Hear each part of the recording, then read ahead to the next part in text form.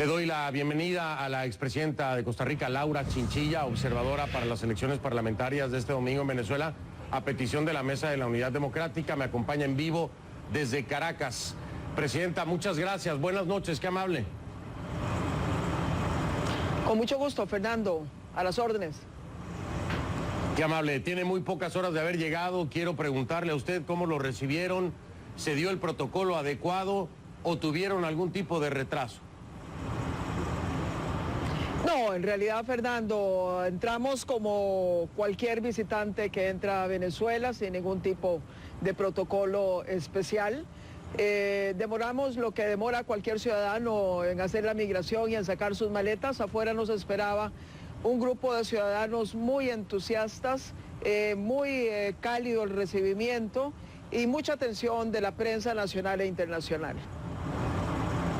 Y se lo preguntaba, Presidenta, para dejar en claro algunos reportes que se habían dado de que habrían sido retenidos por algunos minutos, incluso quienes decían que por un tiempo de 1 hora. Solo para dejar claro que esto no ocurrió, ¿o sí ocurrió? Hubo atraso al salir, pero debo decir que fue el procedimiento por el cual también pasaron muchas de las personas que venían en el mismo vuelo. Cuando ya todo estaba arreglado, pues se nos pidió demostrar quién nos había invitado a venir a Venezuela. Les manifestamos que no teníamos la carta a la mano. Fueron a hacer alguna consulta, pero hasta ahí llegó la situación. Estamos en este momento ya aquí instalados. Hemos tenido unas reuniones preliminares para tomar un poco el pulso de lo que ha pasado en las últimas horas y a partir de mañana tenemos una agenda muy intensa. Presidenta Chinchilla, yo sé que tiene pocas horas. ¿Qué es lo que ha visto hasta el momento, como tal, como observadora, como diría nuestra Kay Guerrero aquí en el programa? ¿Cómo la ve? ¿Cómo la ve hasta ahora? Bueno, vamos a ver.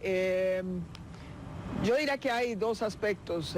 Uno, que es el más preocupante, que fue el aspecto que con gran valentía y de manera demoledora hizo ver el secretario general de la OEA, el secretario Almagro, en torno a todas las dificultades de las condiciones preelectorales que han caracterizado este proceso y que se resumen en condiciones que en absoluto han garantizado equilibrio, equidad de las distintas partes para poder, digamos, hablar de elecciones justas y obviamente condiciones muy negativas para los partidos de oposición.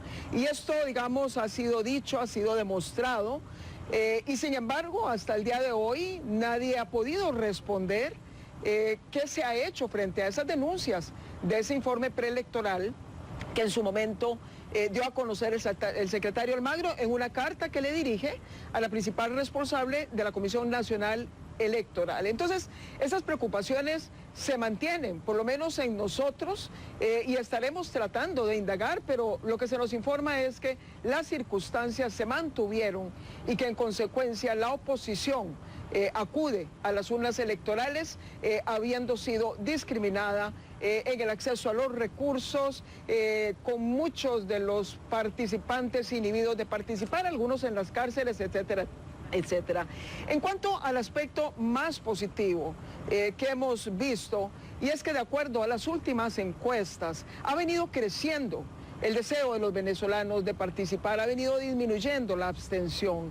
Y yo creo que la única manera de derrotar todas estas enormes dificultades, el escepticismo, la forma, digamos, de inhibir a la gente de que participe, la forma tan inequitativa con que se ha tratado la oposición, es precisamente con una votación masiva y obviamente, pues permitiendo que las personas voten de acuerdo a su conciencia.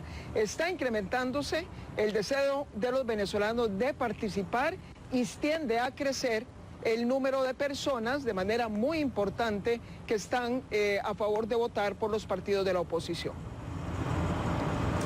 En este momento me están reportando, Presidenta, y quisiera saber su opinión en torno a esto, que hay una cadena nacional en la que se está llevando a cabo una especie de entrevista o participación o tertulia con candidatos precisamente del oficialismo.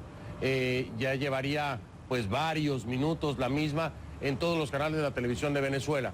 ¿Qué opina usted acerca de este tipo de situaciones? ¿Le parece que es un ventajismo? ¿Le parece que es un esfuerzo válido al cierre ya prácticamente de la campaña? ¿Cómo lo califica usted cuando Costa Rica para muchos es un ejemplo de país democrático? Mire, Fernando, yo puedo hablar con una gran autoridad, no solamente por ser costarricense. Costa Rica fue el país que recibió por primera vez una misión electoral y desde entonces, desde hace 40 años, hemos seguido abriendo las puertas a los observadores electorales independientes. De manera que tenemos mucha autoridad, pero además he estado al frente de ese tipo de misiones electorales recientemente en las elecciones de mitad de periodo en México, un proceso electoral complejo.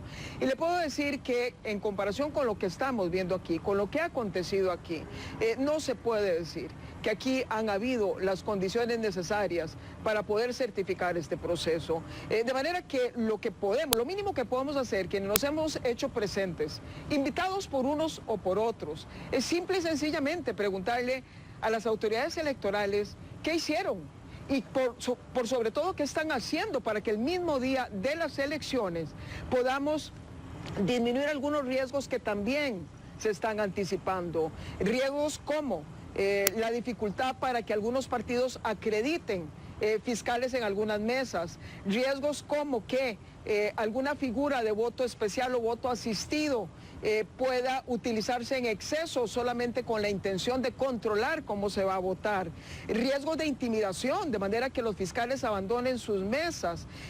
Así que todavía hay condiciones y me parece que lo más importante, lo que podemos hacer quienes estamos aquí por lo menos, es seguir poniendo en evidencia esa preocupación. Al mismo tiempo, nosotros no venimos aquí a azuzar los ánimos, no nos corresponde hacer eso. Estamos más bien haciendo un llamado a la sensatez, a la cordura, a que ojalá se permita que el 6 de diciembre el voto fluya como tiene que fluir, que los venezolanos acudan a las urnas, que acudan sin temor. Ellos son los dueños de su propio destino. Y por supuesto que se respete el resultado electoral de que vaya a salir de las urnas.